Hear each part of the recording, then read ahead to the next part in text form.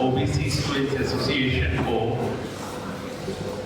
मैं कई बातों के लिए बधाई देना चाहता हूं।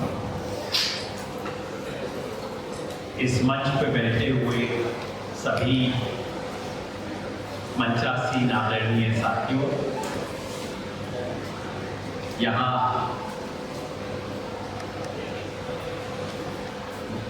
हॉल में बैठे हुए मेरे कई दोस्तों, पुराने साथियों, आप सबकी ओर से बधाई मैं इस बात की देना चाहता हूं कि आपने दिल्ली शहर को याद दिलाया कि 7 अगस्त भी कोई दिन है, क्योंकि अमूमन लोग भूल जाते हैं कि 7 अगस्त कोई दिन है। मंडल कमीशन के लागू होने की तारीख है और इस बहाने आपने इस देश में हुए एक बहुत बड़े बदलाव को याद दिलाया। इसके लिए बधाई। बधाई इसके लिए भी कि यहाँ सिर्फ दिल्ली से साथी नहीं है, उत्तर के साथ साथ दक्षिण के भी कई विद्यार्थी यहाँ आए। ये बहुत खूबसूरत बात है कि आपने नॉर्थ और साउथ दोनों को इसके अंदर कंबाइन किया, जो बहुत कम हो पाता है। खासतौर पे बहुजन सम्मेलनों में तो साधनों की वजह से, पैसे की वजह से, तमाम लिमिटेशंस की वजह से ऐसा हो नहीं पाता है। आपने किया और मंच पर भी अलग अलग राज्यों के साथी आए। I am very grateful, I am thankful, I am very honoured that we have friends from different parts of the country. इस गमछे के लिए भी बधाई, क्योंकि मेरे को हालांकि एग्जैक्ट पता नहीं है, लेकिन होगा कहीं नॉर्थ ईस्ट से, ऐसा मेरा अनुमान है। इस बहाने ही सही, प्रतीक से ही सही, हमने नॉर्थ ईस्ट को जोड़ा, इसके लिए बधाई। और बधाई इस बात के लिए कि आपने पिछले सत्र में महिलाओं को मंच पे रखा और महिलाओं की बात सुनी। मैं समझता हूं सामाजिक न्याय की परीक्षा यही होती है। कोई दूसरा व्यक्ति मुझे दबा रहा है, मैं उसके खिलाफ खड़ा हूं, लड़ूं, संघर्ष करूं, न्याय मांगूं, ये स्वाभाविक है। और अपने फायदे के लिए संघर्ष करने को सामाजिक न्याय कहना भी अमूमन होता है। लेकिन क्या आप केवल अपने फायदे के लिए लड़ रहे हैं या सामाजिक न्याय के लिए लड़ रहे हैं? इसकी परीक्षा तब होती है जब आपसे निचली पायदान पे कोई खड़ा हो, उसके साथ आप क्या व्यवहार करते हैं, वो परीक्षा होती है कि आप सामाजिक न्याय कर रहे हैं कि नहीं कर रहे। और इसलिए आपने इस मंच पर महिला साथियों की बात रखी, पसमानदा मुस्लिम समाज के सवाल को रखा। ये इस सवाल को और आपकी कन्वेंशन को बेहतर बनाता है, सुंदर बनाता है, ज्यादा रिप्रेजेंटेटिव बनाता है और आपकी बात को सामाजिक न्याय की बात बनाता है। इसके लिए आप सबको बहुत बहुत बधाई।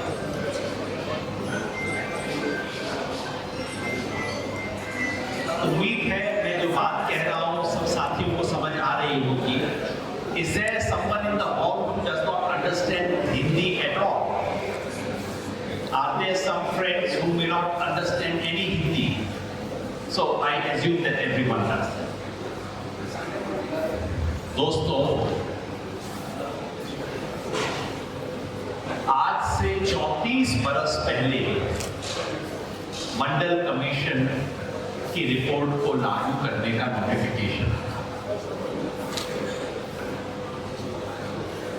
34 बरस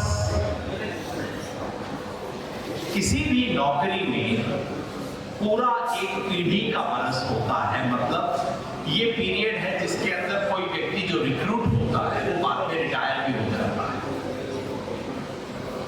इसलिए 34 इयर्स के बाद इसका मूल्यांकन किया जा सकता है कि क्या इस देश में ओबीसी रिजर्वेशन ईमानदारी से लागू हुआ। आज से 10-15 साल पहले जब ये सवाल पूछते थे तो हमें बताया जाता था और सही बताया जाता था कि देखिए अभी तो पूरा टाइम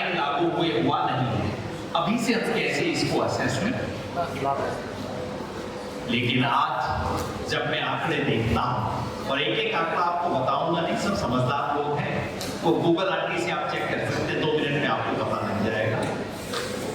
आप भारत सरकार की ABC कैटेगरी में देख लीजिए, आप यूनिवर्सिटी प्रोफेसर्स में देख लीजिए, सेंट्रल यूनिवर्सिटी या स्टेट यूनिवर्सिटीज में देख लीजिए, टीचर्स में नहीं, आप स्टूडेंट्स में भी देख लीजिए, मगर खास तौर पे नौकरियों में मैं कहूंगा, क्योंकि नौकरियों का पूरा एक साइकिल पूरा हो चुका है। इस पूरे साइकिल को आप अब देख लीजिए, एक भी जगह नहीं है जहां की ओबीसी का कोटा पूरा हुआ। यानी कि जो लोग आज नौकरी में हैं, किसी भी पर्टिकुलर आप कैटेगरी में देख लीजिए, कहीं भी आपको एग्जिस्टिंग पोस्ट ऑक्यूपाई करने वालों में 27% ओबीसी नहीं मिले, जिसका मतलब है कि जो SC/ST कोटा के साथ हुआ था, वही या उससे भी ज्यादा खतरनाक खेल ओबीसी कोटा के साथ हुआ है। कल परसों कोई बनारस हिंदू यूनिवर्सिटी के व्यक्ति से मेरी बात हो रही थी, वो कह रहे थे, मैं पक्का जानता नहीं, मैं खुद वेरीफाई नहीं कर पाया हूं, लेकिन वो कह रहे थे कि नहीं, 2008 तक तो हमारे यहाँ कोई कोटा लागू ही नहीं हुआ था ओबीसी के लिए। मतलब इतने सालों तक ये खेल होते हैं। इसलिए जब हम ऐसे किसी मौके पे आते हैं, तो हमारा उद्देश्य सिर्फ ये नहीं होना चाहिए कि हम बीपी मंडल जी को याद कर लें, बीपी सिंह जी को याद कर लें। ऐसा मौका है मूल्यांकन करने का कि जो हम चाहते थे, जो सोच के हम चले थे, जिस आकांक्षा, जिस आशा के साथ ओबीसी रिजर्वेशन लागू हुआ था, क्या वो पूरी हो पाई? और नहीं तो क्यों नहीं? इसका मूल्यांकन होना चाहिए। और इसका मूल्यांकन करने का एक बहुत बड़ा औजार है जाति जनगणना, जिसके बारे में मैं बात करना चाहता हूं। और आप सबको इस बात की भी बधाई है कि आपने जातीय जनगणना पे आज की बात रखी, क्योंकि बहुत समय बाद जातीय जनगणना इस देश का मुद्दा बना है। अली अनवर भाई बिल्कुल सही बात कह रहे थे कि ऐसा नहीं है कि जाति जनगणना का सवाल पहली बार उठा हो, नहीं, आपने खुद पार्लियामेंट में उठाया 2008-9 में इस सवाल, 2010 में फिर चर्चा हो गई थी, लेकिन जिस वक्त आपने उठाया कोई उसका सपोर्ट नहीं था। उससे पहले सन 1999 में जब 2001 की जनगणना की बात शुरू हुई, उस वक्त अटल बिहारी वाजपेयी जी की बीजेपी सरकार थी। उस वक्त सोशल जस्टिस मिनिस्ट्री ने सिफारिश की थी कि जातीय जनगणना हो। उस वक्त रजिस्ट्रार जनरल ऑफ सेंसस 19 साहब थे, बहुत अच्छे ऑफिसर थे। उन्होंने लिख के कहा था कि जातीय जनगणना होनी चाहिए, लेकिन सरकार ने उन सब चीजों को नजरअंदाज कर दिया। 2008-9 में आपने सवाल उठाया,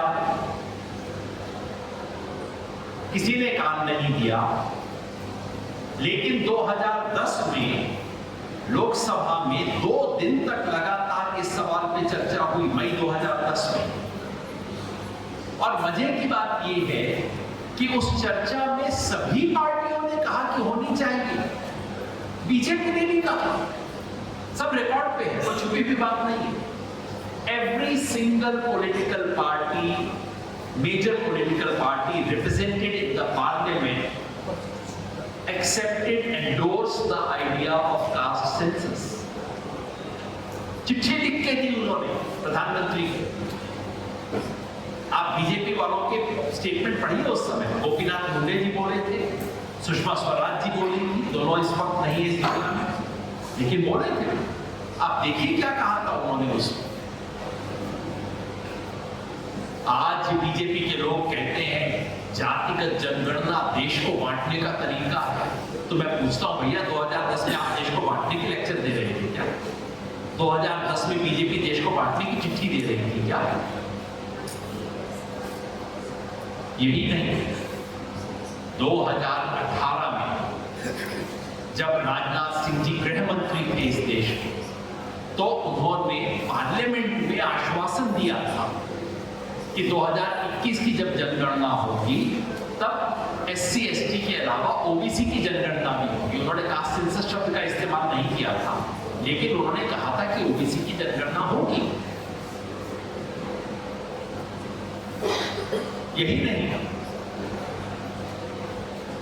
इस सरकार के द्वारा अपॉइंट किया गया OBC कमीशन, जिसको SC-BC कमीशन बोला जाता है, उसने लिख के कहा है कि होनी चाहिए।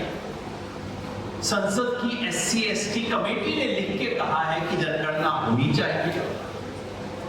देश की कई राज्य सरकारों ने लिख के कहा है होनी चाहिए। और यही नहीं, जब बिहार में जातीय जनगणना का सर्वे करवाया गया तो बिहार की बीजेपी ने कहा कि इसका श्रेय हमें जाता है। अब देखिए, मतलब पाखंड की हद देखिए इस देश में। बिहार में आप कहते हैं कि मैंने करवाया, मुझे श्रेय दो, और देश में आप कहते हैं इससे देश टूट जाएगा, ऐसा काम कभी मत करना, ये देश तोड़ने वाले। किस तरह की बातें इस देश में। इसलिए बहुत अच्छा है, बहुत जरूरी है कि आपने जातीय जनगणना के सवाल पे ये बात रखी है यहाँ। मैं केवल जातीय जनगणना के पक्ष में भाषण नहीं देना चाहता, क्योंकि कई नौजवान लोग यहाँ बैठे हैं। मैं चाहता हूं कि हम सब लोग जाएं तो कुछ समझदारी भी लेके जाएं। जब मैं ऐसे किसी हाव को देखता हूं तो मेरे मन में उम्मीद बनती है कि इस बातचीत, इस कन्वेंशन के बाद 100, 200, 500 लोग इस बात को आगे हजारों लाखों लोगों तक पहुंचाएं। इसलिए मैं चाहता हूं कि एक बात बताऊं, माफ कीजिएगा मास्टर रहा हूं, थोड़ी सी आदत खराब है उसकी, लेकिन सिर्फ भाषण में आपको जोश दे के ताली पिटवा के चला जाऊं वो मेरा काम नहीं। मैं चाहता हूं 2-4 चीज ऐसी बोल के जाऊं जिसे आगे आप जाके लोगों को बता सकें। So I want everyone to understand what is caste census and what it is not. आमतौर पे सब लोग मानते हैं कि कास्ट सेंसस का मतलब है हेड काउंट होगा, मतलब हमें पता लग जाएगा किस जाति की पॉपुलेशन कितनी है, ये होगा। लेकिन कास्ट सेंसस का सबसे बड़ा उपयोग ये नहीं है, ये बहुत छोटी बात है। इसका अनुमान ऑलरेडी है, इस देश में किस जाति की क्या संख्या है। आप किसी भी राजनेता से पूछ लीजिए, वो आपको बता देगा किस कॉन्स्टिट्यूएंसी में किस जाति के कितने लोग रह रहे हैं। उसको आप जोड़ के देख लीजिए और आपको उस राज्य की स्थिति पता लग जाएगी। तो कास्ट सेंसस का पहला काम है कि वो हेड काउंट देगी। इस देश में SC और ST का हेड काउंट है ऑलरेडी। मैं चाहता हूं कि हम सब लोग ये जानें, क्योंकि पिछले 3-4 दिन से इस पर बहस हो रही है।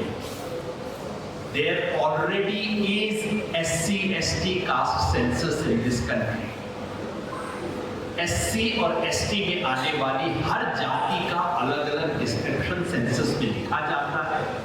आप उसका पता कर सकते हैं, वो आंकड़े उपलब्ध हैं।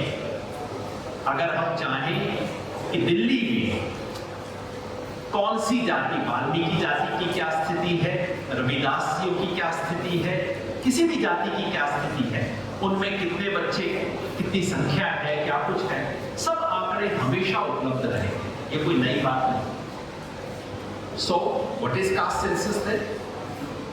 पहली बार देश में तमाम जातियों की गिनती होगी, सिर्फ SC ST की नहीं, OBC की भी, लेकिन सिर्फ SC ST और OBC की नहीं, जो जनरल कहे जाते हैं उनकी भी जातिवार गिनती होगी।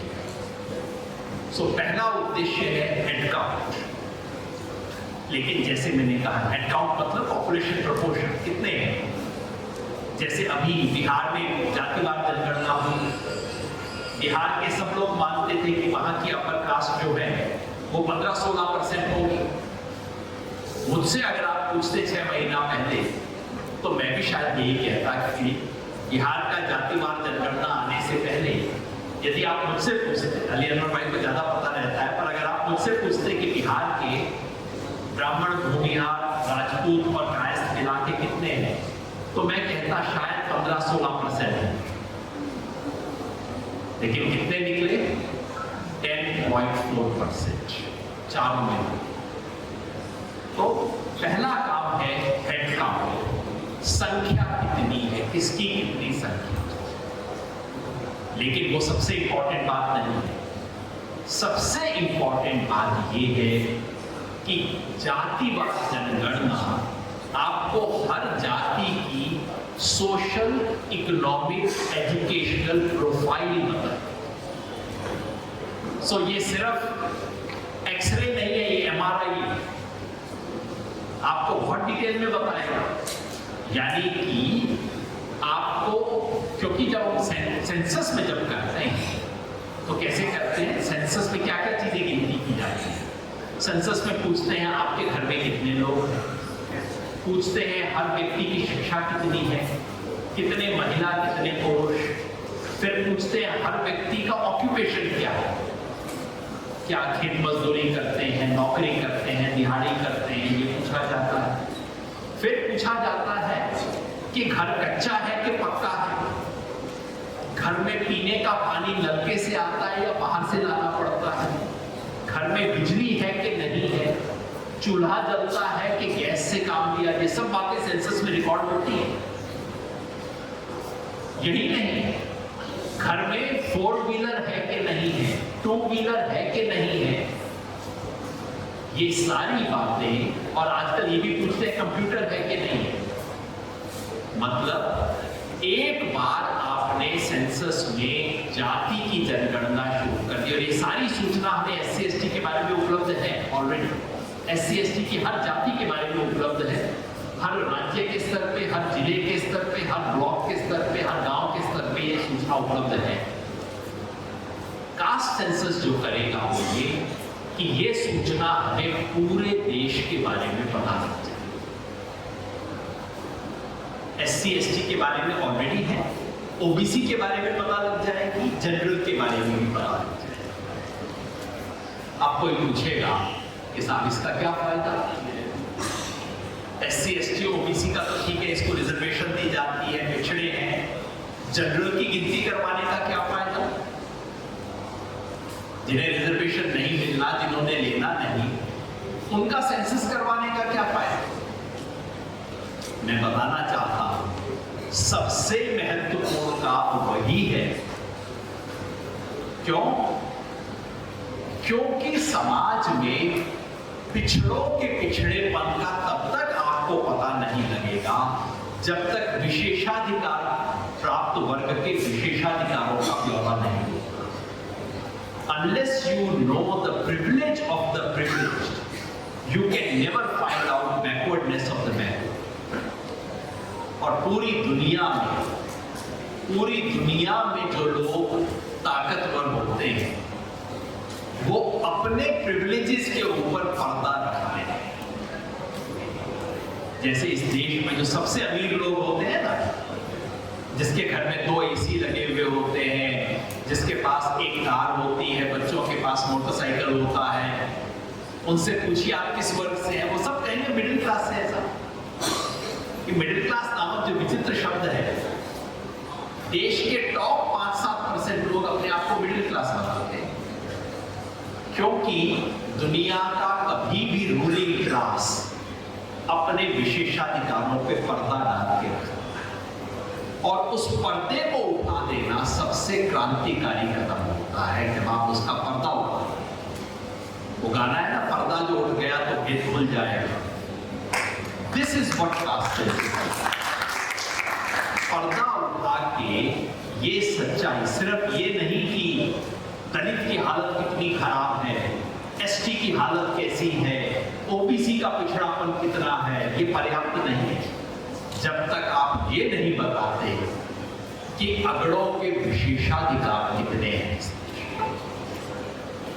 मैं एक छोटी सी मिसाल आपको देता हूं। बिहार में अभी जातीय सर्वेक्षण हुआ है और अखबारों में खबर ये छपी कि अगड़ों की पॉपुलेशन इतनी है, फलां की पॉपुलेशन इतनी, और बस अखबार ने अपना काम पूरा कर दिया। उसके बाद आंकड़े आए कि उनकी एजुकेशन कितनी, और मेरा इंटरेस्ट उसमें था तो मैंने वो पता किया। बिहार में एक जाति है मुसहर, उनके 10,000 लोग अगर हो, मैं परसेंटेज इसलिए नहीं बोल रहा हूं कि डेसिमल 00 पढ़ते हुए दिमाग खराब हो जाएगा, तो इसलिए सिंपल बता रहा हूं, या दूसरे एंड से शुरू कर देते हैं। बिहार के जातीय सर्वेक्षण ने बताया प्रत्येक जाति के यदि 10,000 लोग हैं, उनमें से कितने लोग हैं जिनको उच्च शिक्षा प्राप्त है। उच्च शिक्षा का मतलब जिसको पोस्ट ग्रेजुएट डिग्री है या प्रोफेशनल डिग्री, इसके बगैर तो नौकरी मिलती नहीं जा सकता। पीजी या प्रोफेशनल डिग्री है, कितने लोग हैं? तो नंबर 1 पे कौन है? वो नहीं है जो आप सोच रहे हैं। नंबर 1 पे कायस्थ है, और उनमें कितना है? 10,000 में से 1,080, यानी 10.8%। ब्राह्मण और राजपूत कोई लगभग 500-600 के करीब, यानी कि 5% 6% के करीब।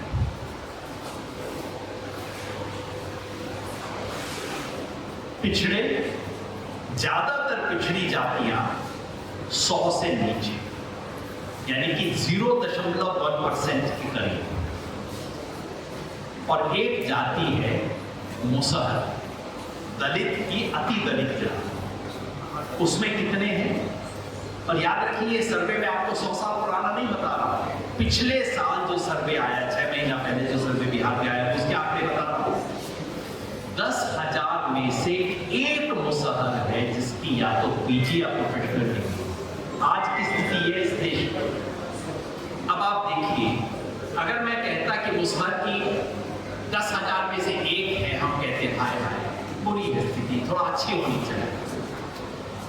लेकिन जब मैं कहता हूं इधर 1 और उधर 1,080, तब आपको पता लगता है स्थिति इस देश की क्या है। इसलिए कास्ट सेंसस चल रहा है, इसका उद्घाटन करने के लिए, इस सच्चाई को देश के सामने रखने के लिए कास्ट सेंसस चल रहा है। और जब मैं कास्ट सेंसस का कहता हूं तो मैं सिर्फ सेंसस ऑफ इंडिया का कास्ट सेंसस की बात नहीं कर रहा हूं, मैं तो चाहता हूं उससे आगे जाए। हमारे कई गंभीर साथी हैं, आप एमएलए साहब भी हैं, ये देश के अग्रणी पॉलिसी मेकर्स हैं। सिर्फ सेंसस ऑफ इंडिया वाला सेंसस की जरूरत नहीं है, वो तो होगा ही होगा। इसके अलावा ये भी सेंसस कीजिए कि इस देश के उच्च शिक्षण संस्थाओं में किस जाति के कितने लोग पढ़ रहे हैं, पिछले 5-7 साल से आना शुरू हुआ है। इसका भी सेंसस कीजिए कि इस देश की कितनी जमीन किसके पास है। इसका भी सेंसस कीजिए कि इस देश की बड़ी बड़ी कंपनियों के मालिक कौन है। इसका भी सेंसस कीजिए कि इस देश के जज कौन है, इस देश के पत्रकार कौन है, इस देश के इंटेलेक्चुअल कौन है। सच्चाई सामने आ जाए। पहली बात सुन के बुरी लगेगी, थोड़ा कड़वाहट आएगी, मगर कोई बात नहीं, सच का सामना करने में कड़वाहट आती है। एक बार टेलीविजन स्टूडियो में मैं था, आज से 20 साल पहले की बात। आरक्षण पे बहस चल रही थी, घमासान, अरे साहब आरक्षण से मेरिट खत्म हो जाएगी, और किसी ने फड़कता हुआ सा डायलॉग बोल दिया, मेरिट की हत्या, और स्टूडियो में तालियां बजने लगी क्योंकि काफी लोग आए थे सुनने के लिए। सो मैंने कहा जी बाकी चर्चा बाद में करेंगे, इनका जवाब मैं बाद में दूंगा, पर ये जो 100 लोग स्टूडियो में बैठे हैं ना, पहले इनका सेंसस करवा लीजिए कि कौन बैठे हैं। उन्होंने कहा नहीं ऐसे थोड़ी होता है। मैंने कहा ऐसे ही होता है, मैं पहले तो ये पता करूंगा, बाद में कुछ और बात होगी। और मैंने हाथ उठवा दिए, मैंने कहा आप में से जो भी SC ST OBC है कृपया अपना हाथ उठा दीजिए। पता लगा उन 100 में से 10 भी नहीं थे SC/ST। मैंने कहा आपको पता लगे ना तालियां कहां से आ रही हैं। इस देश की इस सच्चाई का उद्घाटन होना चाहिए। इसके लिए ओबीसी जनगणना, इसके लिए कास्ट सेंसस की आवश्यकता है। कई बातें कही जाएंगी, ये कहा जाएगा अरे बाबा रे 1930 के बाद कभी नहीं हुआ, कैसे हो जाएगा। मैं कहता हूं केवल और केवल आज का जो सेंसस होता है, सेंसस की क्वेश्चनेयर जो होती है, जो किसी मास्टर जी को, टीचर को दी जाती है, घर में जाओ भर के ले आओ, उसमें सिर्फ एक कॉलम और ऐड करना है, कुछ भी एडिशनल काम नहीं है इसके, 0 एक्स्ट्रा खर्चा है इसके। जातियों की लिस्ट कहां से मिलेगी? मैं कहता हूं वो लिस्ट आपको 1931 में मिल जाएगी, और अगर 1931 से आपका काम न चले तो एंथ्रोपोलॉजिकल सर्वे ऑफ इंडिया ने 90 वॉल्यूम की एक किताब बनाई है, पीपल ऑफ इंडिया, जिसमें इस देश की हर जाति के बारे में 10-10 पेज का खुलासा है। आप भारत सरकार का एंथ्रोपोलॉजिकल सर्वे ऑफ इंडिया पढ़ के देखिए कि आपको मिल जाएगा इसमें। कहते हैं पैसा बहुत बड़ा कठिन काम है। मैं कहता हूं भैया जो काम बिहार में हो सकता है वो इस देश में हर जगह हो सकता है। कोई बिहार में करवा के देखिए। कहते हैं इससे देश में विद्वेष बढ़ जाएगा। मैं कहता हूं इस देश में इतने सालों से भाषा का सेंसस हो रहा है, धर्म का सेंसस हो रहा है। सेंसस ऑफ इंडिया में धर्म रिकॉर्ड किया जाता है, रिलीजन। किसी ने आज तक नहीं कहा कि रिलीजन रिकॉर्ड करने के कारण दंगे हो रहे हैं इस देश में। तो अगर उससे दंगे नहीं होते तो कास्ट से कैसे हो जाएगा? और ये कहा जाता है इससे टेंशन बढ़ेगा, विद्वेष बढ़ेगा। मैं इतना कहता हूं, हो सकता है अगर आप इसको मुद्दा बनाएंगे तो हो सकता है बढ़ जाए, लेकिन अगर आप चुपचाप इसको जल्दी से करवा देंगे तो कोई नहीं बढ़ेगा।